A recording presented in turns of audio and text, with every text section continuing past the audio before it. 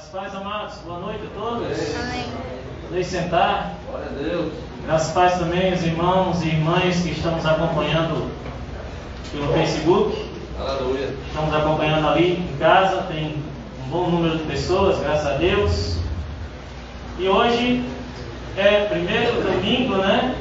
Do mês, onde nós, como igreja, irmãos, nos reunimos para celebrar em culto a Deus a ceia do Senhor. Amém. Amém, irmãos? Glória a Deus. Amém. Já estaremos participando do corpo e do sangue de Cristo. Amém. Mas antes nós vamos meditar na Santa Palavra do Senhor. Eu convido a igreja para abrirmos nossas Bíblias em Mateus, capítulo 5, mais uma vez, dando continuidade a uma série de mensagens no Sermão do Monte. Amém? Mateus, capítulo 5.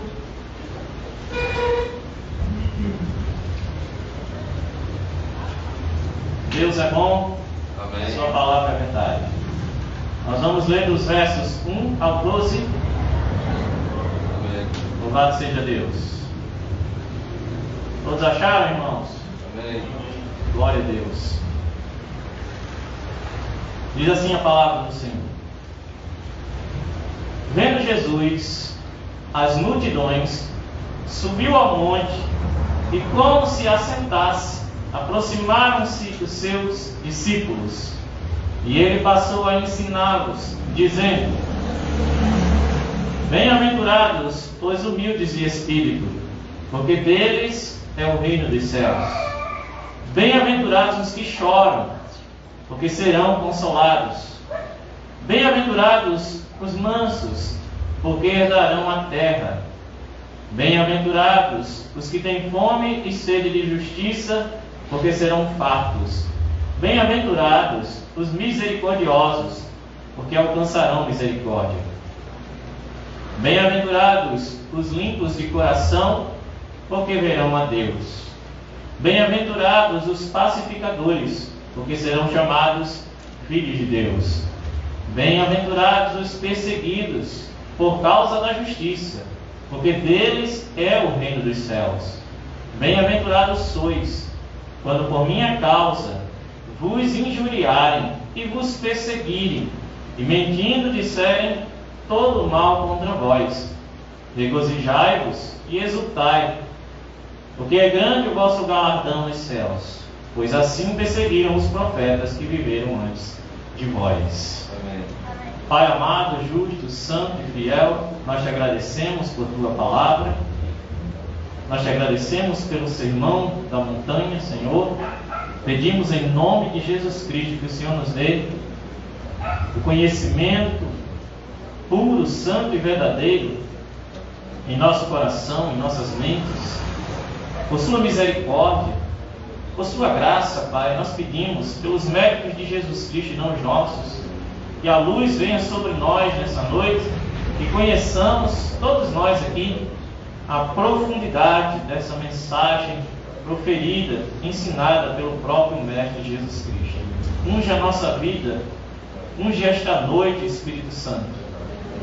Faz conforme a sua vontade, liberta pelo conhecimento. Em nome de Jesus. Amém? Amém. Louvado seja Deus. Então, meus irmãos, lembrando a todos, como falei a semana passada, o Sermão da Montanha deve ser considerado por nós como igreja o mais importante sermão de todos os tempos. Primeiro porque o pregador é o mais importante pregador de todos os tempos, que é o nosso Senhor e Salvador Jesus Cristo. Amém. Amém. E segundo porque neste sermão, que é tão importante, né, o Senhor Jesus ele transmite para nós, como igreja, a vontade de Deus, ou seja, qual é o padrão de vida que o Senhor espera de nós. Amém. No Sermão do Monte, o Senhor Jesus transmite isso para a sua igreja. Glória a Deus. Conhecer a vontade de Deus torna possível a prática em obediência dessa vontade. Amém? Quando nós conhecemos as bem-aventuranças, que é aqui o início do Sermão da Montanha, nós descobrimos a vontade de Deus para a nossa vida pessoal também. Não apenas como igreja, mas para a nossa vida pessoal, para cada um de nós individualmente. Apesar de que este é um sermão que o Senhor Jesus ensina para os seus discípulos, para crentes, ou seja, todo aquele que crê no Senhor Jesus. Nós sabemos que o contexto diz, lá no início, que o Senhor Jesus estava aos pés do monte, quando ele assentou-se e chamou para si os seus discípulos. Amém. E começou a ensiná-los. Então, nós vemos nas pregações de Jesus vários ensinamentos para os povos da terra. Alguns ensinamentos para os fariseus e religiosos da época. Mas o Sermão do Monte começa com as bem-aventuranças, que é uma palavra endereçada para você que está aqui e que diz de si mesmo que é a igreja de Jesus Cristo. Amém. Amém. Então, quando o Senhor Jesus está falando aqui, Ele está falando com você e comigo. Louvado seja Deus. Amém. Quando ouvimos e aprendemos sobre estas bem-aventuranças, nós devemos julgar a nossa conduta interior e exterior, se a nossa vida está ou não debaixo da vontade de Deus. Amém. Ok? Você, ao ouvir sobre este Sermão do Monte, sobre as bem-aventuranças, você acredita que não está vivendo, mas se brota no seu coração um desejo de viver essas palavras, então é com você que Deus realmente está falando para essa mudança de vida. Amém, queridos? Amém. Louvado seja Deus. E hoje, irmãos, nós vamos meditar no verso 4. Mas antes de nós entrarmos aqui nessa palavra, nessa meditação, eu quero lembrar vocês da semana passada, quando nós meditamos no verso 3, que diz assim: bem-aventurados os pobres ou humildes de espírito, porque deles é o reino dos céus. Amém. Eu quero perguntar para a igreja nessa noite: você lembra o que você aprendeu a semana passada? Ou seja, o que significa ser humilde de espírito? Amém. Só um amém. Não tem problema não, a pregação já está aqui anotada, eu prego de novo. O que é ser humilde de espírito, irmãos? Humilde de espírito é a pessoa que foi esvaziada de si mesmo. É a pessoa que, pela ação do Espírito Santo, ela foi esvaziada de seu ego. Ela foi esvaziada de toda a sua altivez, de todo o egoísmo humano, de toda a prepotência, de toda a justiça própria. Mas isso não de qualquer forma. O humilde de espírito é aquele que entende que diante de Deus, ou na presença de Deus, ele nada é além de um pecador miserável que não merecia estar ali. É verdade. Ele entende que foi colocado na presença de Deus por outro, que é o Filho Jesus Cristo. Ele entende porque está diante de Deus que ele nada é. Esse é o humilde de espírito. E hoje nós vamos meditar no verso 4, que diz: bem-aventurados os que choram, porque serão consolados. Primeira coisa, meus queridos irmãos, nós devemos lembrar que nenhuma das bem-aventuranças são qualidades naturais do ser humano. Ou seja, quando você lê esse versículo à primeira vista, bem-aventurados os que choram. Lembrando que bem-aventurado é o mesmo que felizes. Então você pode ler assim: felizes os que choram. Aí você olha e pensa assim: poxa, eu sou uma pessoa muito emotiva. Eu choro muito, já que eu choro muito, então Jesus está falando comigo. Obrigado, Jesus, porque eu sou uma pessoa feliz, bem-aventurada, porque eu choro muito. Não, não é isso. Este choro, assim como a qualidade de seu humilde espírito, o choro aqui também é espiritual. Amém. É um choro com motivação espiritual, é um choro completamente do Espírito. Amém. Estão comigo? Glória a Deus. Então vamos lá, irmãos, precisamos compreender que a tristeza, quem chora, chora porque está triste. Vocês concordam? Amém. Então, quando aqui é dito, bem-aventurados os que choram, essa tristeza que faz com que estes bem-aventurados chorem, não é uma tristeza provocada pela mágoa que alguém sofreu, não é uma tristeza provocada por luto, alguém que perdeu um ente querido, não é uma tristeza provocada por doença, ou seja, que fique bem claro, não é uma tristeza nem um choro naturais. Verdade. Amém, queridos? Glória a Deus. Para entender que choro espiritual é esse e o seu motivo, nós precisamos meditar em outras duas passagens bíblicas. Vocês vão lá comigo? Amém. Abre comigo sua Bíblia em Romanos capítulo 7. Vamos lá. Vamos entender que choro espiritual é esse. E eu já vou adiantando para a igreja. A igreja de hoje, mesmo sabendo que existe um choro espiritual, uma bem-aventurança que aponta para este choro, para essa tristeza espiritual, a igreja de hoje não pratica isso. Verdade. Talvez em algum momento, um ou outro irmão e irmã em Cristo tenha praticado, tenha vivido isso aqui, mas no geral a igreja não está vivendo isso aqui. E eu vou provar isso para vocês. Capítulo 7 do livro de Romanos. Primeiro nós devemos lembrar que quem escreveu a epístola aos Romanos foi o apóstolo Paulo. Amém. E no capítulo 7, o apóstolo Paulo vai nos falar o que ele pensa a respeito de si mesmo. E o que ele pensa a respeito da humanidade. Amém. O que ele vem falando desde o capítulo 1 é sobre o pecado geral da raça humana.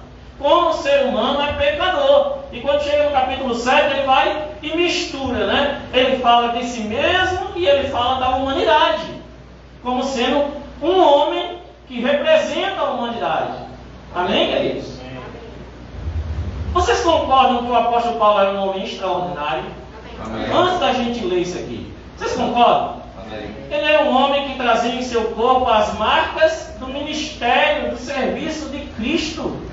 Era um homem que passou por naufrágios, é um homem que passou por espancamentos, é um homem que ficou à beira da morte, ficou em coma por perseguição ao Evangelho. É um homem que não desistia da fé, por mais que houvesse perseguição dentro da igreja ou fora da igreja. Foi um homem que escreveu a maior parte dos livros do Novo Testamento. Foi ele que, por inspiração do Espírito Santo, pregou com toda essa ousadia o Evangelho aos gentios, ou seja, saiu do seu povo para pregar para outros povos o Evangelho de Jesus Cristo. Esse homem era extraordinário, irmãos. Considerado um dos maiores teólogos de todos os tempos, depois de Jesus, claro. Considerado um pregador extraordinário. Para você ter uma ideia, em Atos dos Apóstolos, quando nós vemos o apóstolo Paulo pregando, em alguns momentos ele é tão exímio como pregador, é como se ele fosse, imagine que os pregadores do Evangelho são como soldados com espada na mão. A espada de Paulo era tão afiada que Paulo pregava para o povo grego, os gentios gregos, e ele conseguia citar livros gregos, livros de autores gregos que tinham vivido 600 anos antes. Amém. Ele colocava dentro da pregação dele conhecimento do povo, ele estudava aqueles povos, ele sabia sobre eles, ele misturava, colocava dentro da sua pregação. para alcançar o coração deles. Amém. Isso é um pregador extraordinário. Agora, a minha pergunta é: você sabe o que esse pregador, o apóstolo Paulo, o que ele dizia a respeito de si mesmo? Vamos ver o que ele dizia a respeito de si mesmo? Amém. Verso 18. Veja comigo, acompanhe comigo. Aqui é Paulo falando sobre a sua natureza, ok?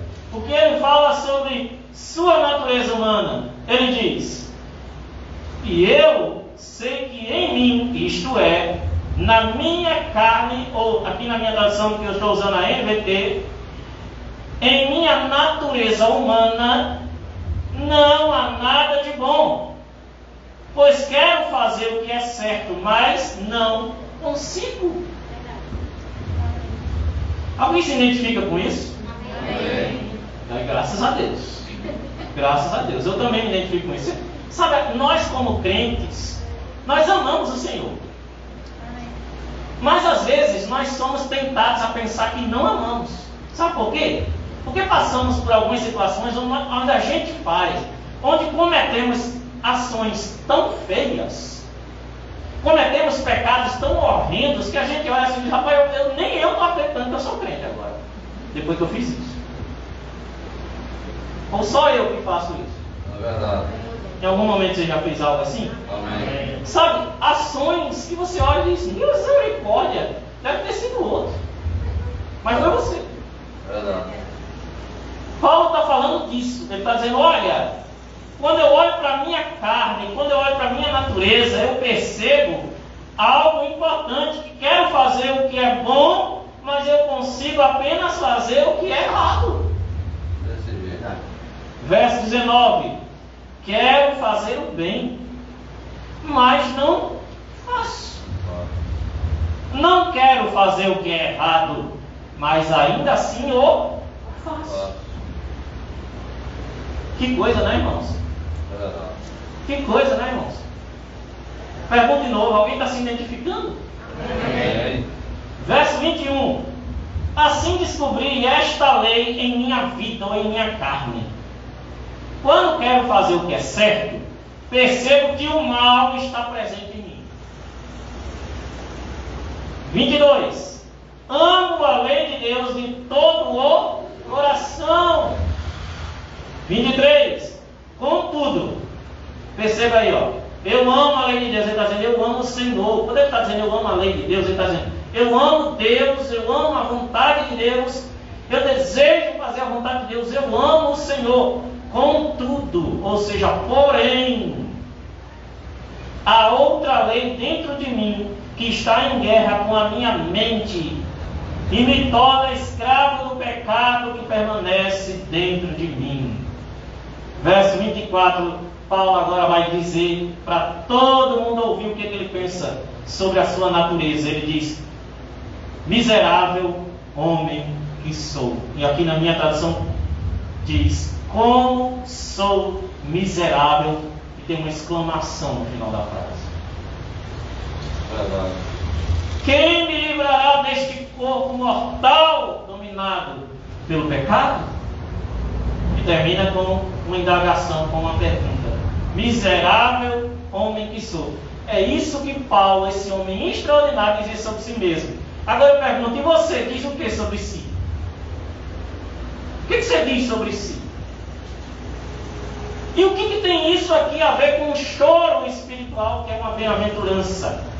Né? O que tem isso aqui a ver com aquele choro, com aquela tristeza? Eu vou dizer para você: bem-aventurados os que choram. Esse choro e essa tristeza nada mais são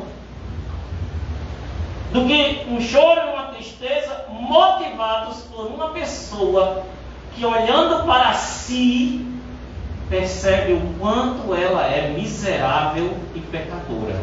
Obrigado. Verdade. Ela olha para si e diz: meu Deus, olha para mim, olha o que eu faço, olha o que eu sou.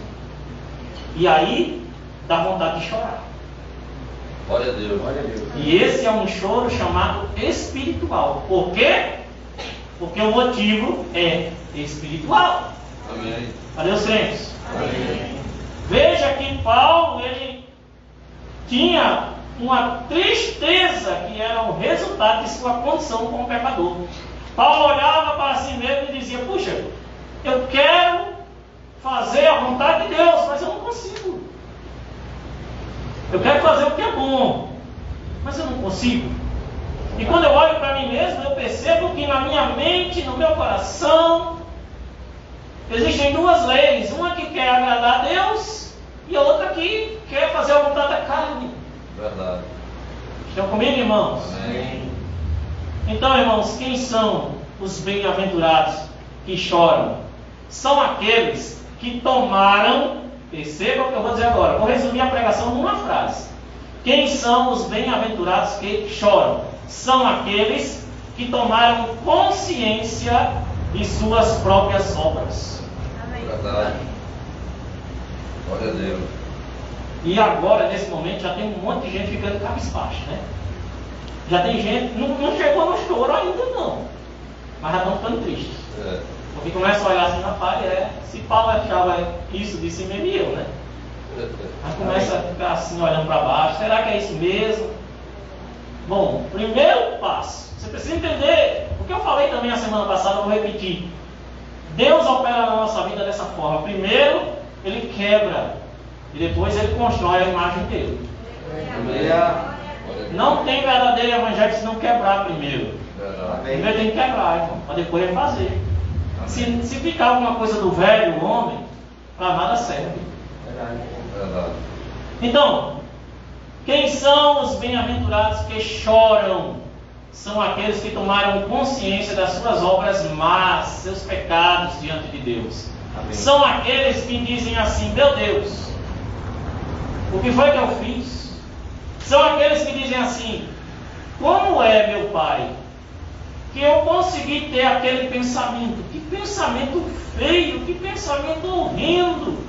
Como é que eu me digo crente? Como é que eu vou para a igreja, ouço o teu evangelho, congrego há anos ou há meses, mas eu ainda tenho esse tipo de pensamento tão errado? Como é que eu me prostituo na minha mente? Como é que eu ainda idolatro em minha mente? Como é que eu chamo palavrões em minha mente? Como é que esses pensamentos tão terríveis passam em minha mente? Que homem miserável, que mulher miserável que eu ainda sou. São esses, irmãos, que pensam assim: como é que eu fui capaz de falar aquelas palavras que eu disse? Como é que eu abri minha boca para dizer aquelas palavras que magoaram uma pessoa, duas, três? Como é que eu fui capaz de falar aquelas palavras? São esses os que tomaram consciência de si mesmos, que dizem assim: como é que eu fui capaz de ter sentimentos tão perversos a respeito de outras pessoas? São esses mesmo que Deus está falando. Amém. Glória a Deus. A questão, irmãos, é que assim como Paulo, que quando olhava para si mesmo se entristecia, assim tem que ser todo crente. Ele precisa se entristecer quando ele olha para suas obras. Amém. Tem que haver uma tristeza. Verdade. Quando ele observa as suas falhas diante de Deus. Amém. Ele tem que se entristecer. E aí é por isso que eu digo que a igreja de hoje não está vivendo isso. Sabe por quê? Porque a igreja de hoje peca e faz assim: ah, Deus, eu pequei, bola para frente. Não. Tem alguma coisa errada aí. Verdade. Tem alguma coisa errada. Porque como é que você peca ou vive praticando o pecado, isso não entristece o seu espírito? Como é que sem abandonar o pecado, você ainda continua sorrindo e vai tudo bem? Tem alguma coisa errada aí. Verdade. E aí, irmãos, essa é a verdade. Quando nós observamos a vida de Paulo e trazemos, aplicando isso para a nossa vida, nós percebemos que bem-aventurados os que choram são aqueles que eles tiveram consciência das suas obras más e agora eles choram. Eles ficam tristes porque não conseguem seguir e cumprir a lei de Deus. Verdade. E aí talvez você esteja pensando assim, mas e agora, pastor? Agora com essa pregação, apesar de que nós estamos entendendo e ouvindo, nós estamos ficando tristes. E agora? O que vai ser de nós? Porque a gente comete muito erro mesmo. E agora? Pois é, esse e agora é a sua salvação. Amém. Amém. Porque quando o apóstolo Paulo diz assim, miserável homem que sou, porque ele descobriu o quê? Que suas obras eram más diante de Deus. Aí ele também disse, e agora? Veja isso comigo. Em Romanos capítulo 7, verso 25, o apóstolo Paulo, depois de dizer, miserável homem que sou, ele diz assim, graças a Deus. Glória. Você pode dizer isso, dá uma respirada, né? E diz assim, graças a Deus. Graças a Deus. Primeiro você diz assim, e agora? E agora?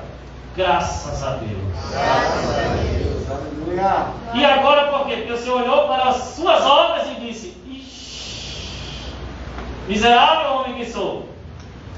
Assim como Paulo. Mas, e agora? Graças a Deus. Verso 25.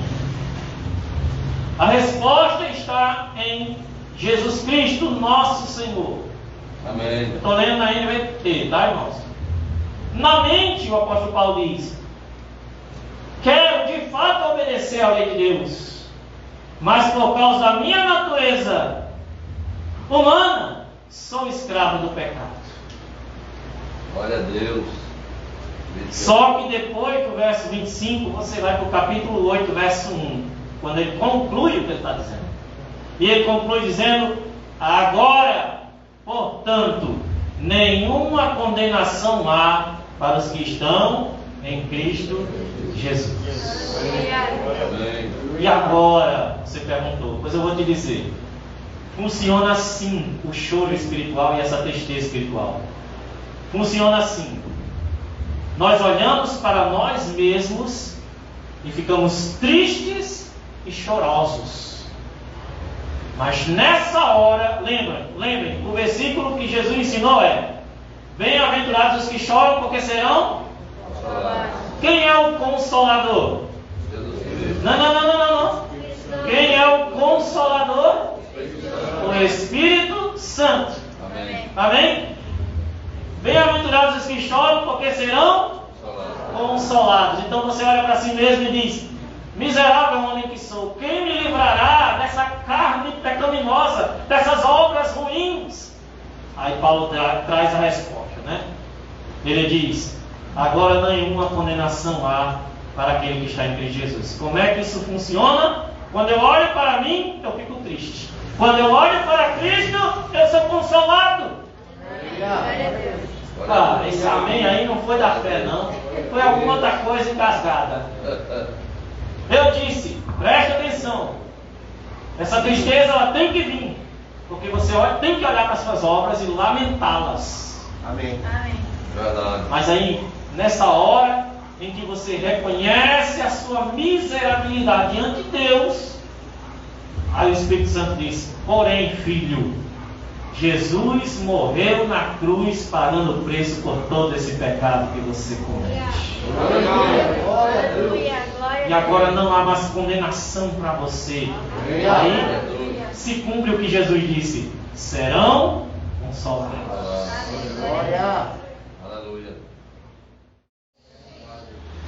Bem-aventurados os que choram, porque serão consolados. E eu quero terminar perguntando: você percebeu que há aqui um paradoxo? O paradoxo é quando a pergunta não responde à resposta e a resposta não qualifica a pergunta. Exatamente, você não entendeu. É o que eu queria.